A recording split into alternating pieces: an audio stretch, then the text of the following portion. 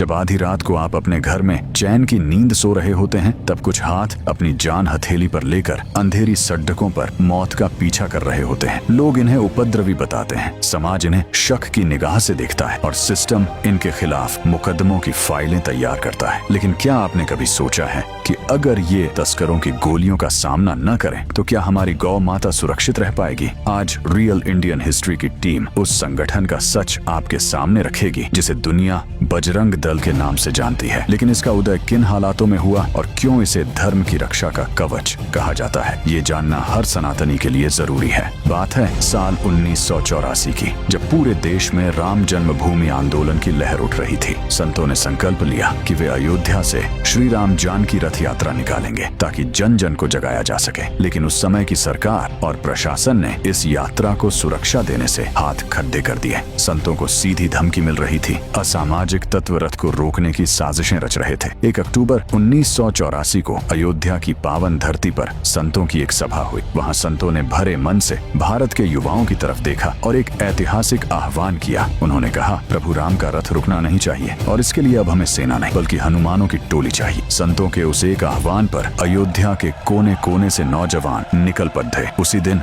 उसी पल बजरंग दल के संगठन की नींव रखी गई और विनय कटियार को इसका पहला राष्ट्रीय संयोजक बनाया गया। विनय कटियार के नेतृत्व में इन युवाओं ने कसम खाई कि जब तक हमारे शरीर में प्राण है, कोई भी विधर्मी इस रथ की तरफ आंख उठाकर नहीं देख पाएगा। बजरंग दल की वो शुरुआत सिर्फ एक यात्रा की सुरक्षा तक सीमित नहीं रही। 90 के दशक में जब राम मंदिर आंदोलन अपने चरम पर था, तब गांव-गांव और गली-गली में युवाओं को जोत धरने का काम इसी संगठन ने किया। लेकिन इनका असली शौर्य तब दिखा जब कश्मीर में आतंकवाद की काली छाया मंडरा रही थी। साल 1996 में हरकत-उल अंसार जैसे खूंखार आतंकी गुटों ने खुली चुनौती दी थी कि वे अमरनाथ यात्रा नहीं होने देंगे। सरकार डरी हुई थी, सुरक्षा एजेंसियां हाई अलर्ट पर थीं। तब बजरंग दल ने अपनी ताकत दिखाई। देश भर से 50,000 से ज्यादा बजरंग दल के कार्यकर्ता बलिदानी जत्था बनाकर कश्मीर की वादियों में घुस गए। उन्होंने साफ संदेश दिया, या तो बाबा बर्फानी के दर्शन होंगे या हम वापस नहीं आएंगे। आतंकियों की धमकियां धरी की धरी रह गईं और उन युवाओं के फौलादी इरादों ने अमरनाथ यात्रा को सफलतापूर्वक संपन्न कराया। आज बजरंग दल गौ रक्षा की सबसे अभेद्य दीवार बना हुआ है। ये वो लड़के हैं जिन्हें न कोई तनख्वाह मिलती है, न कोई सरकारी सुविधा। ये अपने घर का तेल जलाकर ट्रकों का पीछा करते हैं, तस्करों की गोलियों का सामना करते हैं और जब रात के अंधेरे में गौ माता की जान बच जाती है तो ये बिना किसी श्रेय के वापस अपने काम पर लग जाते हैं। अक्सर आपने खबरों में सुना होगा कि बजरंग दल पर केस हुआ, उन्हें पकड़ ढा गया, लेकिन कोई ये नहीं बताता कि उस रात उन्होंने कितनी गायों को कटने से बचाया था। पुलिस और कानून की पेचीदगियों में फंसने के बावजूद ये युवा आज भी डटे हुए हैं। पुंछ की बूरहा अमरनाथ यात्रा हो,